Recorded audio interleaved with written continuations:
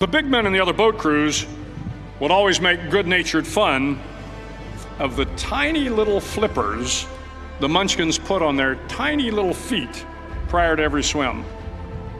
But somehow these little guys from every corner of the nation and the world always had the last laugh, swimming faster than everyone and reaching the shore long before the rest of us. SEAL training was a great equalizer. Nothing mattered but your will to succeed, not your color, not your ethnic background, not your education, not your social status. If you want to change the world, measure a person by the size of their heart, not by the size of their flippers. Several times a week, the instructors would line up the class and do a uniform inspection. It was exceptionally thorough. Your hat had to be perfectly starched, your uniform immaculately pressed, your belt buckle shiny and void of any smudges. But it seemed that no matter how much effort you put into starching your hat or pressing your uniform or polishing your belt buckle, it just wasn't good enough. The instructors would find something wrong. For failing the uniform inspection, the student had to run, fully clothed, into the surf zone, then wet from head to toe, roll around on the beach until every part of your body was covered with sand. The effect was known as a sugar cookie. You stayed in the uniform the rest of the day, cold, wet, and sandy.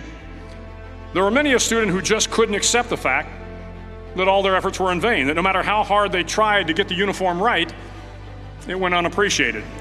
Those students didn't make it through training. Those students didn't understand the purpose of the drill. You were never going to succeed. You were never going to have a perfect uniform. The instructors weren't going to allow it. Sometimes, no matter how well you prepare or how well you perform, you still end up as a sugar cookie. It's just the way life is sometimes. If you want to change the world, get over being a sugar cookie and keep moving forward. Every day during training, you were challenged with multiple physical events: long runs, long swims, obstacle courses, hours of calisthenics, something designed to test your mettle. Every event had standards, times you had to meet. If you failed to meet those times, those standards, your name was posted on a list, and at the end of the day, those on the list were invited to a circus. A circus was 2 hours of additional calisthenics, designed to wear you down, to break your spirit, to force you to quit. No one wanted a circus. A circus meant that for that day, you didn't measure up. A circus meant more fatigue, and more fatigue meant that the following day would be more difficult and more circuses were likely.